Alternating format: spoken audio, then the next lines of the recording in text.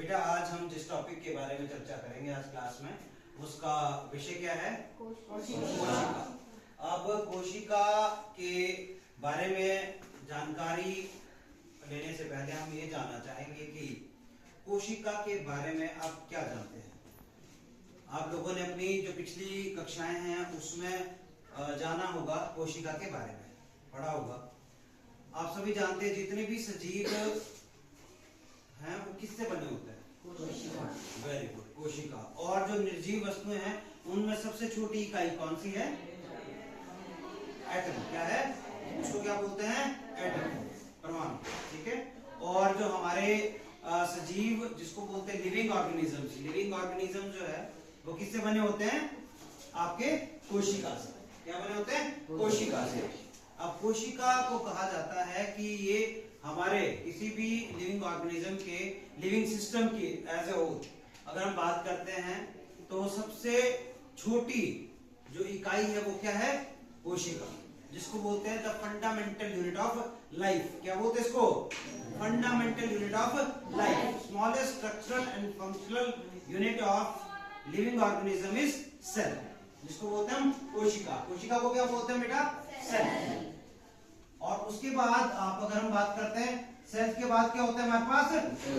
उत्तक। उत्तक को क्या बोलते हैं हम? टिश्यू।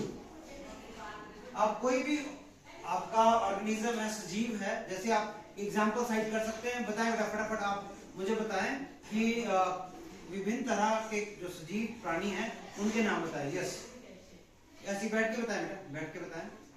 शाबाश। हाँ, अमीबा, वेरी गुड। हाँ जी। पादप, हाँ वेरी गुड। हाँ जी। मनुष्य, हाँ वेरी गुड। हाँ जी। हाँ, जैसे इन्होंने कहा कि आपका गाय वो क्या है? वो भी क्या है? लिविंग ऑर्गेनिज्म है। हाँ जी, आप बताएं। पेड़ पौधे वो भी क्या है? लिविंग ऑर्गेनिज्म है। ठीक है। तो आप हमारे में जो अपने आसपास विभिन्न तरह के जो आपको ऑर्गेनिजम्स नजर आते हैं वो क्या है? सारे के सारे लिविंग ऑर्गेनिज्म। इसमें प्लांट्स भी आते हैं इसके अंदर, एनिमल्स भी इसके अंदर आते हैं। Is that clear? अब इसके अंदर भी आप डाइवर्सिटी देखें कि एक तरफ होते हैं हमारे पास सिंगल सेलुलर ऑर्गेनिज्म। क्या होते हैं? Single cellular organism. ये कौन होते हैं बेटा? जो किससे बने होते हैं? सिर्फ एक ही सेल से। किससे बने होते हैं?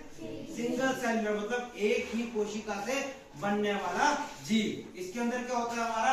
अमीबा। क्या होता है? अमीबा। अमीबा, अमीबा जिसकी स्ट्रक्चर आप लोगों ने देखा होगा, बहुत ही इरेगुलर। इसकी क्या होती है? स्ट्रक्चर होती है किसकी? अमीबा। और ये उत्तक, ये सॉरी आपका जो कोशिका है वो इतनी छोटी होती है। कोशिका एक ही कोशिका से बना है। और कोशिका का अगर हम आकार की बात करें, साइज की बात करें, तो कोशिका का साइज इतना छोटा होता है कि हम उसको अपनी आंखों से नहीं देख पाते हैं। तो उसको किससे देखा जाता है? किससे देख सकते हैं? जैसे हम लोगों ने देखा था, आप लोगों ने अनियन पील देखी होगी, प्याज की जो झिल्ली है उसको हमने माइक्रोस्कोप के माध्यम से आपको दिखाया था। देखी थी आपको? हाँ, जिसमें आपको अगर हम प्याज की झिल्ली की बात करें तो इस तरह के आपको क्या नजर आए थे वहां पर? इस तरह की कोशिकाएं आपको प्याज की झिल्ली में नजर आती है। जैसे कि हमारे घर बनते हैं ना ईंटों के साथ, ईंटों के साथ बनते हैं ना, तो इस तरह की जैसे एक ईंट होती है ना, उसी आकार की क्या होती है इसकी झिल्ली? प्याज की झिल्ली। और ये जो प्याज की झिल्ली के अंदर ये जो आपको नजर आ रहा है, ये क्या आपका? एक कोशिका बेटा। ये क्या है? एक कोशिका। इस तरह से क्योंकि ये मल्टी सेल्युलर है, इसमें क्या है? बहुत सारी कोशिकाएं होती हैं, तो इस तरह से आपको ये नजर आती है। कितनी कोशिकाएं नजर आ रही है? 1 2 3 4 और 5।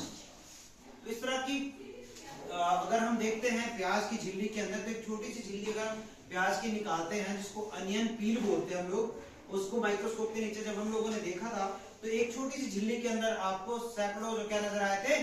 कोशिकाएं नजर आई थी। आप अगर हम ब्लड, हमारा जो रक्त है, रक्त की अगर एक बूंद हम स्लाइड में देखें माइक्रोस्कोप के नीचे, तो आपको क्या नजर आएंगे? आपको ब्लड सेल्स। क्या नजर आएंगे? ब्लड के सेल्स इस तरह के आकार में होंगे। उसमें उसमें भी आरबीसी, ब्लड में भी देखो अलग अलग तरह की चीजें होती है। आरबीसी होता है, डब्ल्यूबीसी होता है, प्लेटलेट्स होते हैं, ठीक है।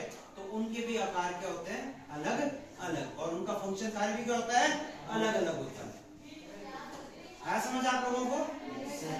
तो आप इसके बारे में अनुमान लगा सकते हैं कि एक हमारी जो कोशिका है, एक ऐसा भी जीव हमारे विश्व में है जो इतना छोटा है, जिसका साइज ही मात्र कितना है, एक कोशिका के जितना है, जैसे अमीबा, पैरामीशियम, यूग्लिना, ठीक है।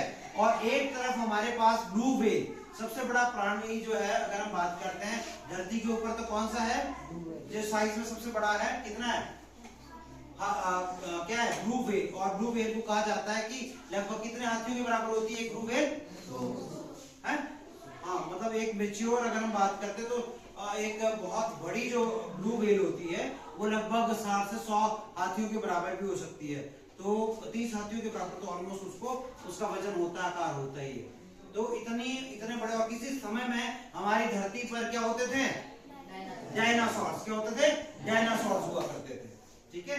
तो उस डायनासोर्स का साइज जो है बेटा बहुत बड़ा हुआ करता था, बट समय के साथ साथ जैसे बहुत सारे एनवायरमेंटल कंडीशन या कोई आपदा आई होगी तो उससे जो है वो यहाँ से लुप्त हो गए, ठीक है।